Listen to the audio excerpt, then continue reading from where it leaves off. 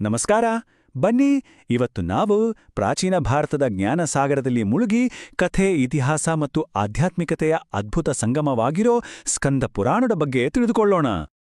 ಮೊದಲಿಗೆ ಈ ಸಂಖ್ಯೆಯನ್ನೊಮ್ಮೆ ನೋಡಿ. 81,000ಕ್ಕೂ ಹೆಚ್ಚು. ಅಬ್ಬಾ, ಇದೇನು ಬರೀ ಒಂದು ಸಂಖ್ಯೆ ಅಲ್ಲ, ಇದು ಸ್ಕಂದ ಪುರಾಣದಲ್ಲಿರೋ ಶ್ಲೋಕಗಳ ಮೊತ್ತ. ಯೋಚನೆ ಮಾಡಿ, ಇಷ್ಟೊಂದು ಬೃಹತ್ ಗ್ರಂಥದಲ್ಲಿ ಏನೆಲ್ಲ ಇರಬಹುದು? ಹಾಗಾದ್ರೆ ಈ ಸ್ಕಂದ ಪುರಾಣ ಅಂದ್ರೆ ನಿಖರವಾಗಿ ಏನು? ಇದು ನಮ್ಮ ಹಿಂದೂ ಧರ್ಮದ 18 ಮಹಾಪುರಾಣಗಳಲ್ಲೇ ಅತ್ಯಂತ ದೊಡ್ಡದು. ಅಂದ್ರೆ ಜ್ಞಾನದ ಒಂದು ಮಹಾಸಾಗರ. ಇದರ ಮುಖ್ಯ ನಾಯಕ ಬೇರಾರೂ ಅಲ್ಲ, ಸಾಕ್ಷಾತ್ ಶಿವಪಾರ್ವತಿಯರ ಮಗ, ಯುದ್ಧದ ದೇವತೆ ಸ್ಕಂದ. ಅವನ ಸಾಹಸಗಾಥೆಗಳೇ ಈ ಮಹಾಕಾವ್ಯದ ಜೀವಾಳ.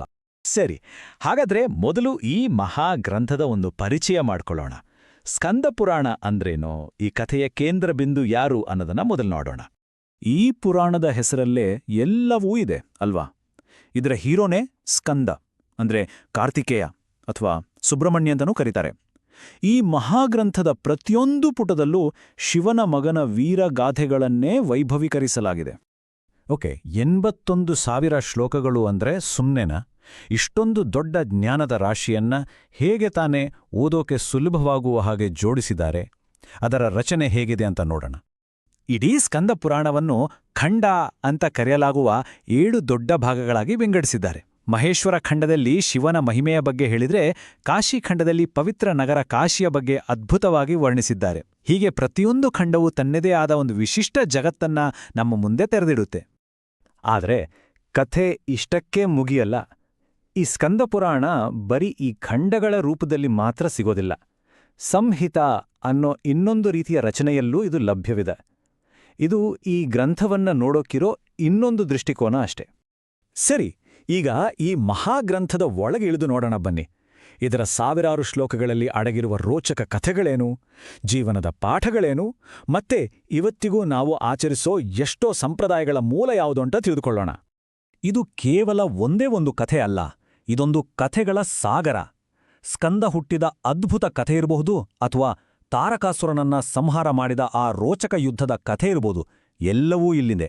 ಅದರ ಜೊತೆಗೆ ಕಾಶಿಯಿಂದ ರಾಮೇಶ್ವರದವರೆಗೂ ಇಡೀ ಭಾರತದ ಪವಿತ್ರ ತೀರ್ಥಕ್ಷೇತ್ರಗಳ ಒಂದು ಪ್ರವಾಸ ಮಾಡಿದ ಅನುಭವ ಸಿಗುತ್ತೆ. ಇದು ಶಿವನಿಗೆ ಪ್ರಾಮುಖ್ಯತೆ ಕೊಟ್ಟರೂ ವಿಷ್ಣು ಮತ್ತು ಬೇರೆ ದೇವತೆಗಳಿಗೂ ಇಲ್ಲಿ ಅಷ್ಟೇ ಗೌರವ ಇದೆ. ನೋಡಿ, ಈ ಪುರಾಣ ಬರೀ ಹಳೇ ಕಾಲದ ಕಥೆಯಲ್ಲ, ಅದು ಇವತ್ತಿಗೂ ನಮ್ಮ ಜೊತೆಗಿದೆ. ಅದಕ್ಕೊಂದು ಬೆಸ್ಟ್ ಉದಾಹರಣೆ ಅಂದ್ರೆ, ನಮ್ಮಲ್ಲಿ ಬಹುತೇಕ ಎಲ್ಲರ ಮನೆಯಲ್ಲೂ ತುಂಬ ಶ್ರದ್ಧೆಯಿಂದ ಮಾಡೋ ಶ್ರೀ ಸತ್ಯನಾರಾಯಣ ಪೂಜೆ ಇದೆಯಲ್ಲ, ಆ ಪ್ರಸಿದ್ಧ ವ್ರತಕಥೆಯ ಮೂಲವೇ ಈ ಸ್ಕಂದ ಪುರಾಣದ ರೇವಾಖಂಡ. ಇದು ಈ ಗ್ರಂಥದ ಜೀವಂತ ಪರಂಪರೆಗೆ ದೊಡ್ಡ ಸಾಕ್ಷಿ. ಸರಿ, ಈಗ ಕೊನೆಯ ಹಾಗೂ ಅತಿ ಮುಖ್ಯವಾದ ಪ್ರಶ್ನೆ: ಸಾವಿರಾರು ವರ್ಷಗಳ ಹಿಂದಿನ ಈ ಗ್ರಂಥ ಇವತ್ತಿನ ಈ ಮಾಡರ್ನ್ ಜಗತ್ತಿಗೆ ಯಾಕೆ ಮುಖ್ಯ? ಇದರ ಸಾಂಸ್ಕೃತಿಕ ಮಹತ್ವವಾದ್ರೂ ಏನು? ನೋಡೋಣ. ಸ್ಕಂದ ಪುರಾಣ ಅಂದ್ರೆ ಬರೀ ದೇವರ ಕಥೆಗಳ ಪುಸ್ತಕ ಅಂತ ಅಂದ್ಕೋಬಾರ್ದು.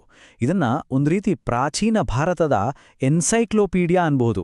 ಯಾಕಂದ್ರೆ ಅಂದಿನ ಕಾಲದ ನದಿಗಳು, ಪರ್ವತಗಳು, ದೇವಸ್ಥಾನಗಳ ಬಗ್ಗೆ ಇದು ತುಂಬ ವಿವರವಾದ ಮಾಹಿತಿಯನ್ನ ಕೊಡುತ್ತೆ. ಹಾಗಾದ್ರೆ ಒಟ್ಟಾರೆಯಾಗಿ ಸ್ಕಂದ ಪುರಾಣದ ಕೊಡುಗೆ ಏನು? ಇದನ್ನ ಸಿಂಪಲ್ ಆಗಿ 2 ಭಾಗಗಳಲ್ಲಿ ನೋಡಬಹುದು. ಒಂದು ಕಡೆ ಇದು ಪ್ರಾಚೀನ ಭಾರತದ ಪವಿತ್ರ ಸ್ಥಳಗಳಿಗೆ ನಮ್ಮನ್ನ ಕೈ ಹಿಡಿದು ಕರ್ಕೊಂಡು ಹೋಗೋ ಒಂದು ಜಿಯೋಗ್ರಫಿಕಲ್ ಗೈಡ್. ಇನ್ನೊಂದು ಕಡೆ ನಾವು ಮಾಡೋ ಹಬ್ಬ ಹರಿದಿನಗಳು, ವ್ರತಗಳ ಹಿಂದಿನ ಅರ್ಥ ಏನು ಅಂತ ತಿಳಿಸುವ ಒಂದು ಆಧ್ಯಾತ್ಮಿಕ ಕೈಪಿಡಿ. ಕೊನೆಗೆ ಒಂದು ಪ್ರಶ್ನೆ ಮನಸ್ಸಲ್ಲುಳಿಯುತ್ತೆ ಅಲ್ವಾ? ಸಾವಿರಾರು ವರ್ಷಗಳ ಹಿಂದೆ ಬರೆದ ಒಂದು ಗ್ರಂಥ ಇವತ್ತಿನ ಈ ಡಿಜಿಟಲ್ ಯುಗದಲ್ಲೂ ಕೋಟ್ಯಾಂತರ ಜನರ ಬದುಕನ್ನ, ಅವರ ನಂಬಿಕೆಗಳನ್ನ ಹೇಗೆ ತಾನೇ ರೂಪಿಸ್ತಾ ಇದೆ? ಪ್ರಾಚೀನ ಜ್ಞಾನದ ಈ ಶಾಶ್ವತ ಶಕ್ತಿ ಬಗ್ಗೆ ಒಮ್ಮೆ ಯೋಚಿಸಿ ನೋಡಿ.